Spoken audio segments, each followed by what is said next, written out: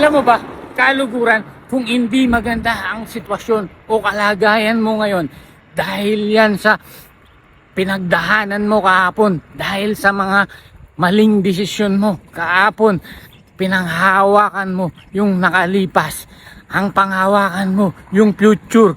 Good morning mga kaluguran. Always start our day with prayers and gratitude. Kaya lumayo ka sa mga tao o bagay na nagbibigay sa iyo ng bad vibes. Hindi mo kailangan i-explain ang sarili mo, hindi mo kailangan makaramdam ng hindi maganda tungkol dito.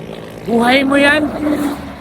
Kaya gumawa ka ng lugar para sa peace of mind at kaligayahan mo. Walang lugar ang negativity sa future mo.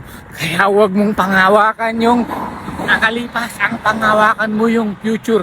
Magkaroon ka ng goal, magkaroon ka ng mataas na vision. Sa gayon, magbago yung mindset mo. Gumanda ang takbo ng buhay at mindset mo. Kung nagustuhan mo ang video ito, mga kaluguran, please support po.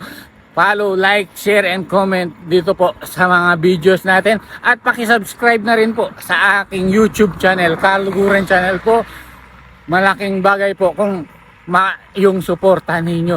Ayun muna po ang aking January 2, mga kaluguran. My name is Marvin Panlakay po na nagsasabing in everything we do, just always do it the ethical way. Have a great day mga kaluguran.